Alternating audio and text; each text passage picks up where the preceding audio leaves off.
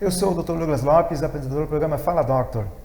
Ela está de volta e eu adorei quando um convidado volta ao programa Fala Doctor. E hoje nós vamos falar sobre Alzheimer.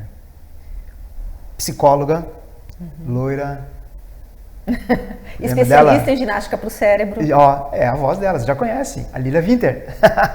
Seja bem-vinda novamente, minha amiga. Que bom estar aqui falando sobre esse tema, né? Que é um tema que se preocupa. E preocupa tanto o lado de quem tem Alzheimer e também a família e amigos, né? Exatamente. É um tema, eu digo assim, muito atual, né, Douglas, e muito importante da gente poder tratar, porque hoje, olha só, a Organização Mundial da Saúde, nas suas pesquisas, revela que existem já de 55 a 60 milhões de pessoas no mundo com Alzheimer. Isso agora. 2030... Qual que é o prognóstico? Né? Termos 80 milhões e em 2050 mais de 130 milhões de pessoas com Alzheimer no mundo. Então é muita coisa, é uma doença que vem a galope, digamos assim. Né? E acho que é importante a gente falar um pouquinho sobre isso, porque existem fatores que são modificáveis e outros que não são. Então aqueles que são, nós precisamos saber quais, né? Para que a gente possa prevenir a doença. Vamos começar falando da doença. Exatamente. Então, assim, o que é o Alzheimer, né? É uma doença neurodegenerativa que vai afetar, justamente, vai causar uma disfunção nas sinapses. E o que é sinapse? Né? Então, se a gente pensar no nosso cérebro, ele tem muitos neurônios, nós temos 80 bilhões de neurônios no nosso cérebro e eles se conectam entre si.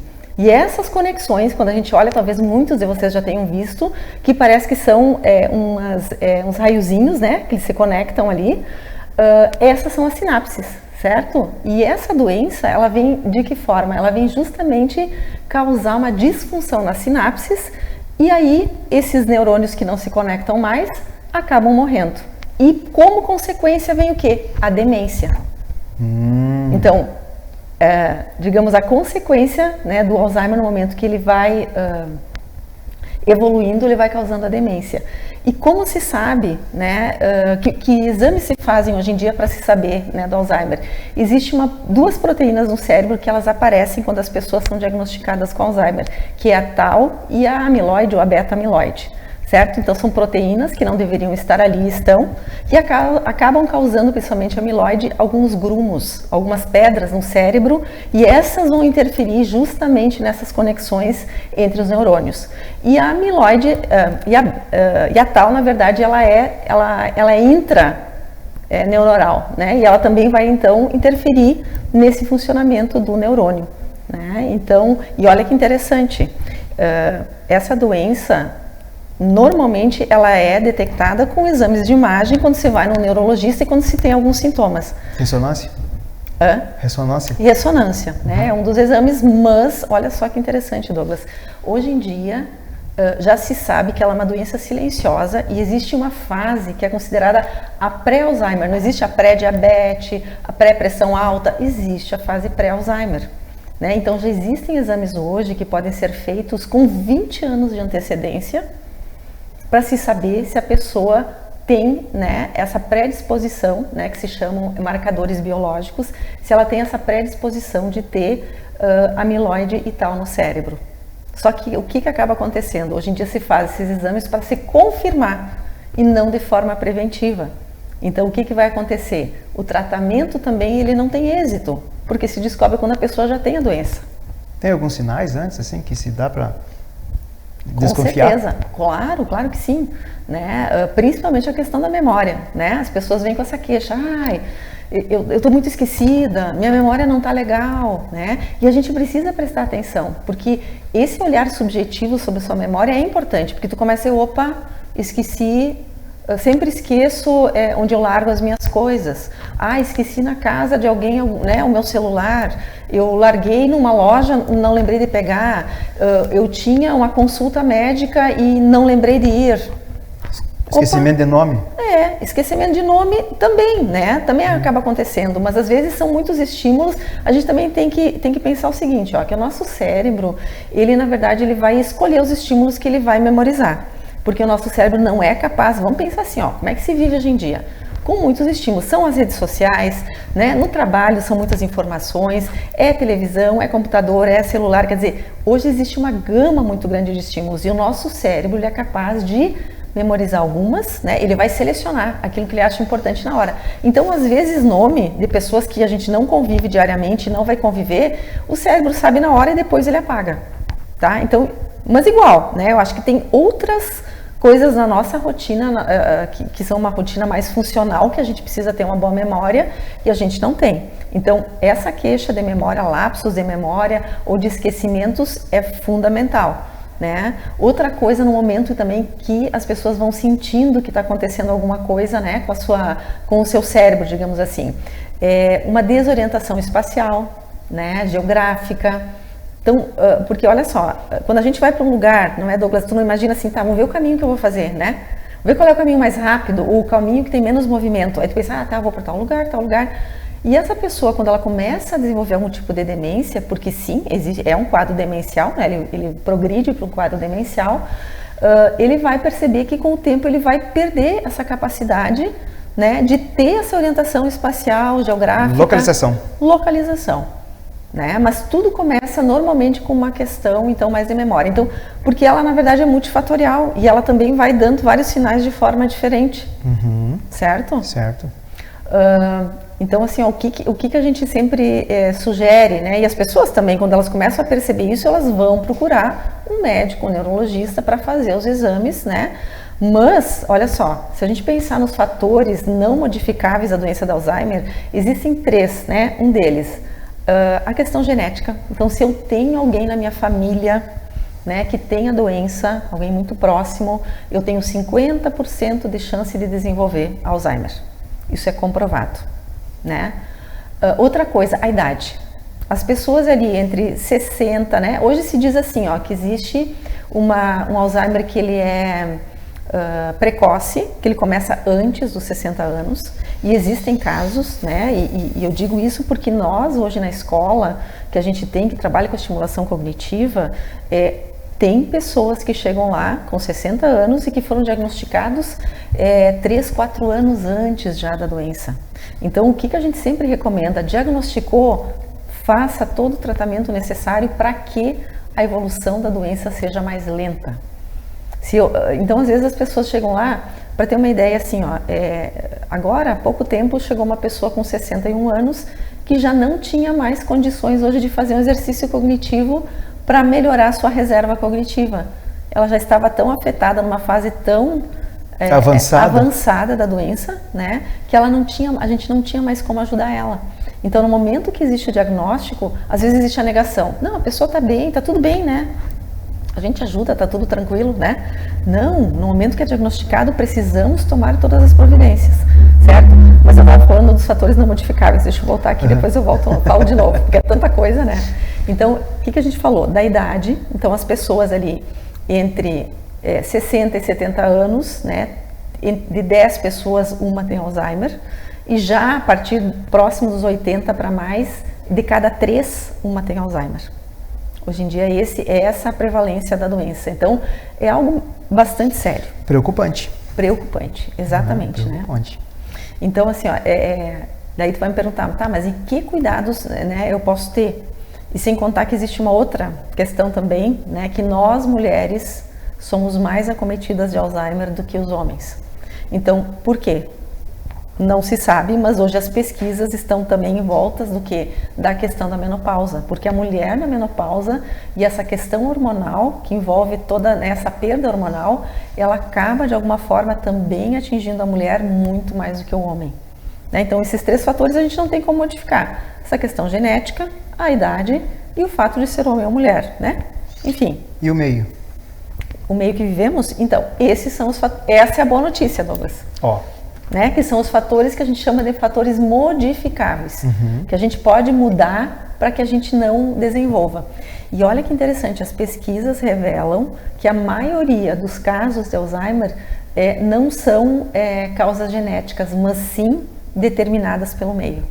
Né? Então a gente fala assim do Alzheimer biológico e do Alzheimer esporádico, que é esse que normalmente é pela condição que a gente vive hoje.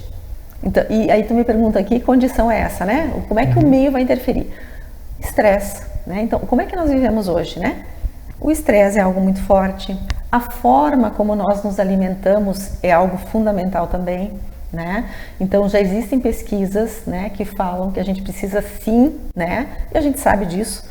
Eu digo assim, o que eu vou falar aqui as pessoas sabem, né? Mas a gente acaba não fazendo. Então, comendo menos enlatados, menos embutidos, refrigerantes nem pensar, menos doces, então mais alimentos em natura, né? De preferência produzidos por nós mesmos. Depois vamos falar um pouquinho das zonas azuis. Perfeito. Vamos falar num outro momento, um pouquinho, né? Depois do intervalo. Então, assim, uma alimentação mais saudável, né? Alimentos, então já se fala de sementes, se fala de verduras verdes, né? Tudo isso vai trazendo benefícios para o nosso cérebro, né? Exercício físico, né? Por que se fala tanto que exercício físico é importante? Porque se sabe, né, que quando a gente faz principalmente a musculação, né, ela secreta uma proteína, uma neurotrofina, que vai diretamente para o nosso cérebro e produz novos neurônios. Olha que legal. Então, né, porque a gente diz assim, tá, mas por que eu tenho que fazer musculação? Porque hoje já se sabe que para se ter autonomia, longevidade, a musculação é fundamental, porque ela vai fortalecer principalmente os músculos das pernas, eles são fundamentais, né? Mas para o cérebro também é importante, porque essas neurotrofinas vão chegar no nosso cérebro e vão produzir então novos neurônios. E foi feita uma pesquisa no México, né, muito interessante em relação a isso, e se pesquisou, então, idosos que faziam musculação 3 vezes por semana e outros que faziam 5, para ver assim, ó, qual que era a diferença em termos de resultado.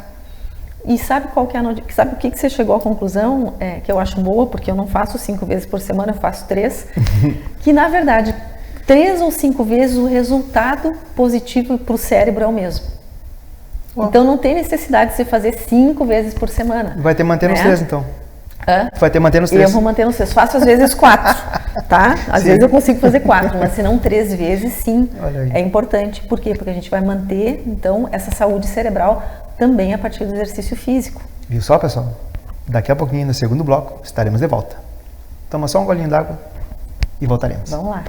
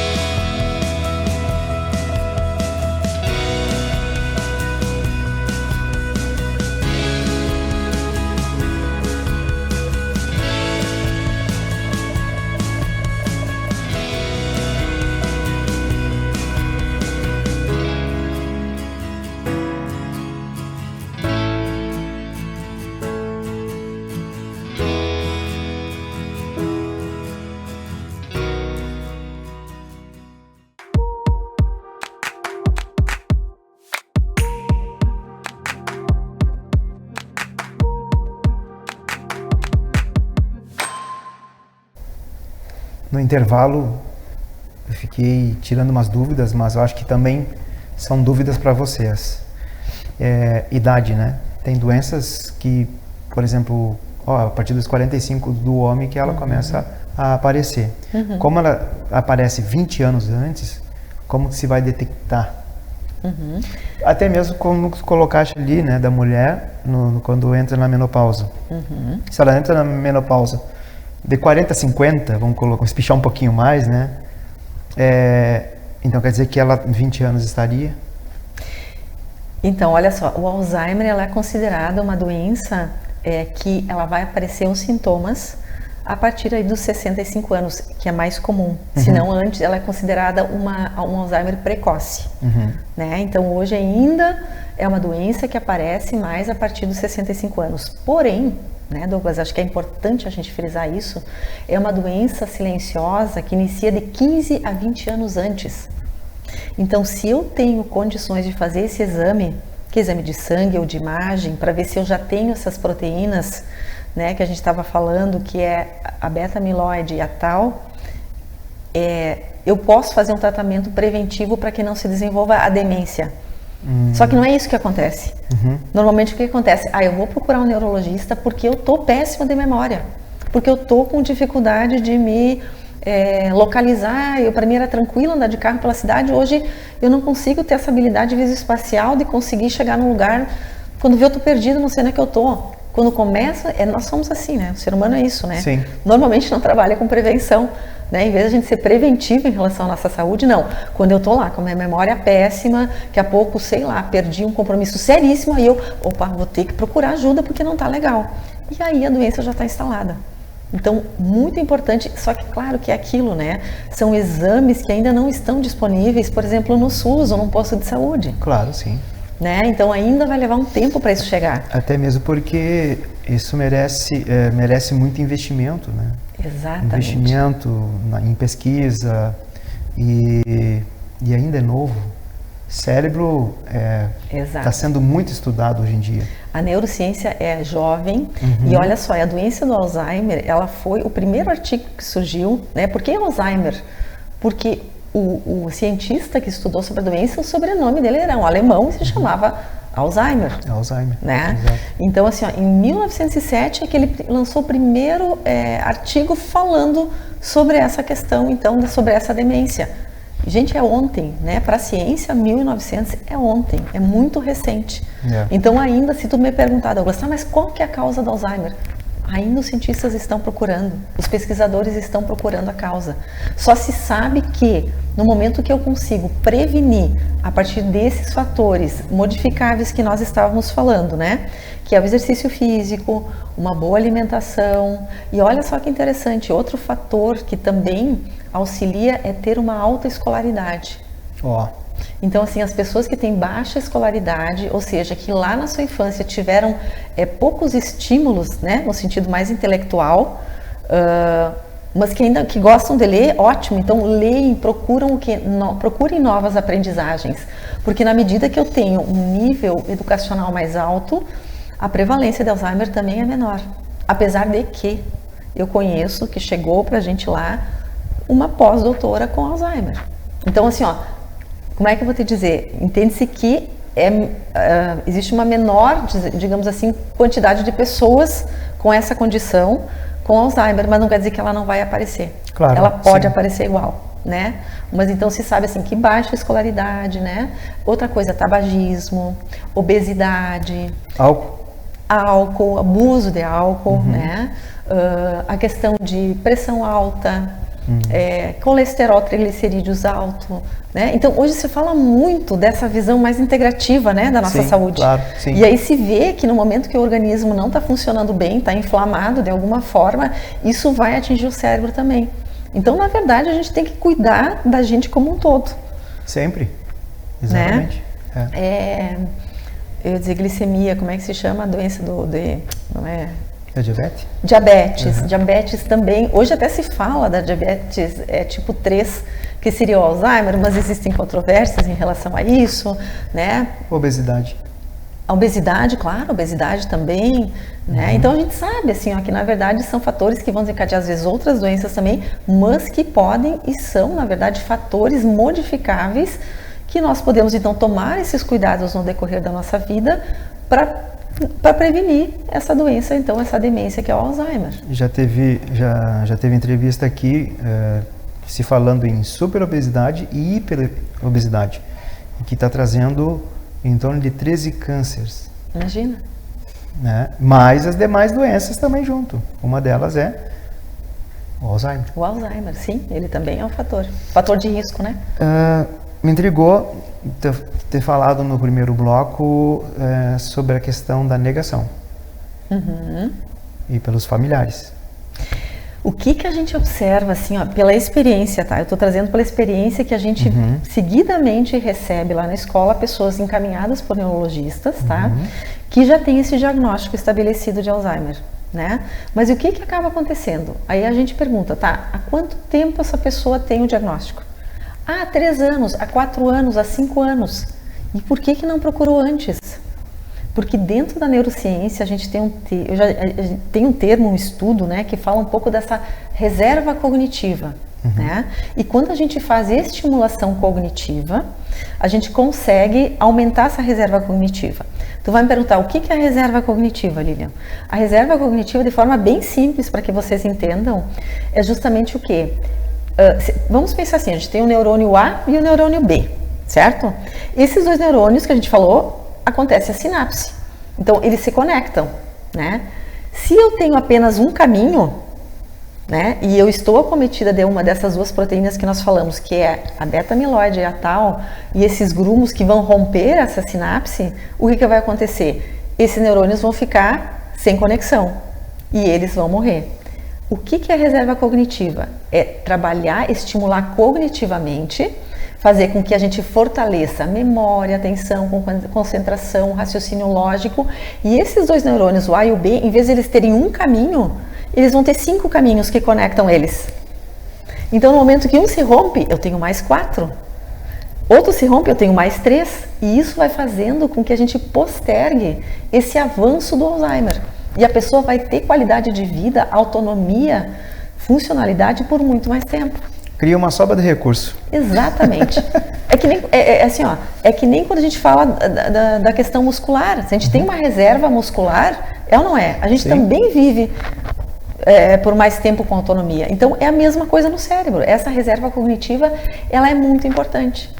Né? Então, quando as pessoas negam, digamos assim, a doença ou não entendem muito bem de como isso vai evoluir, apesar de que existe muita coisa sobre isso, tu vai procurando no YouTube, tem muita coisa que fala, né, do Alzheimer. Tu tá vendo a pessoa bem ali, normalmente tu vai dizer, não, tá tudo tranquilo, ela tá tomando remédio.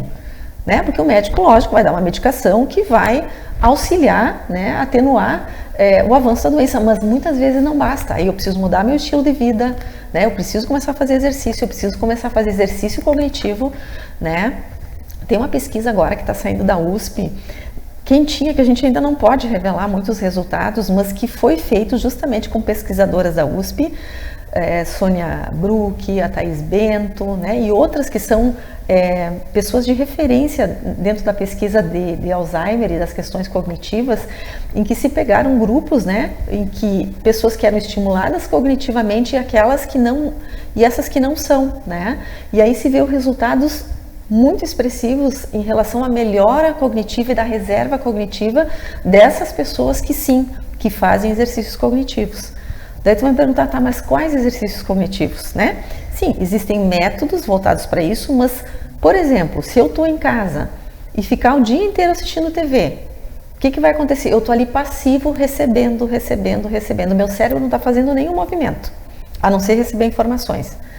Ah, não, eu estou em casa, mas eu tenho lá as minhas palavras cruzadas, né? Eu tenho lá meu sudoku, meu Hitori, meus jogos japoneses. O que eu estou fazendo? Eu estou estimulando o meu cérebro, estou desafiando o meu cérebro a resolver problemas. Então, isso sim é um exercício cognitivo, certo? Então, a gente tem que cuidar, porque a zona de conforto, né, que a gente entra, muitas vezes depois de aposentado, as pessoas, ou até na pandemia, a gente também sabe de muitas pessoas que ficaram com muito receio, enfim, da doença e ficaram muito restritas dentro de casa, né? E isso fez com que elas tivessem uma rotina TV, e aí o dia inteiro muitas vezes olhando o noticiário e dormir outro dia de novo, a mesma coisa. O cérebro, o que acabou acontecendo? Entrou em zona de conforto, não se desafiou, né, e acabou, né, desenvolvendo então uma demência, no caso muitos Alzheimer, né? Então a gente pode sim estimular em casa mesmo. Com certeza, e tem condições, né? Claro. Até mesmo que tem orientações, ela está dando essas orientações. Isso aí, gente. Além do mais, você sabe que, né, quando vai fazer um diagnóstico de demência, normalmente já está 20 anos depois. Exato. 15 a 20 anos. Exato. Então, se a gente pode fazer esses exames preventivos para saber como é que está o nosso cérebro, né? Ainda não está. Na verdade, assim, a gente viu os pesquisadores falando que a Anvisa até já hoje aprovou alguns desses exames, tanto de imagem como de sangue, mas isso não está acessível ainda para a população, né? Está muito mais a nível de pesquisa, né? Vai chegar. Vai chegar. E outra coisa, assim, ó, vindo alguns pesquisadores de ponta, porque eles utilizam muito camundongos, né? Sim. E aí eles colocam nos camundongos lá essas proteínas, tal, e amiloide, Só que a reação dos ratos é diferente da nossa. Claro. Então, né, o que acaba acontecendo? Então, também não se tem ainda um canal para descobrir tudo sobre essa doença. Sim. São pequenos passos que vão fazendo a gente entender um pouquinho mais sobre o Alzheimer. Mas o Fala Doc já está correndo na frente, já está levando a comunicação. Claro, gente, vamos nos cuidar, vamos prevenir, né? E aquela mensagem que deixa para esse público? Então, pessoal, a gente espera que essas informações que a gente está passando para vocês sejam válidas, né? E a gente espera vocês também para assistirem nosso programa todinho, né? E que vocês se cuidem, né? Que a gente cuide do nosso cérebro aí, que é, digamos assim, o órgão mais importante do corpo humano. Exatamente, é ele que manda. Ele que manda. Isso aí. E o coração obedece. É isso aí também. Lília, muito obrigado. Obrigada a você pela oportunidade. Em breve estaremos juntos. Isso aí, mais uma vez. Temos e agradeço um Cat Doctor pela frente, temos Vamos lá. outro.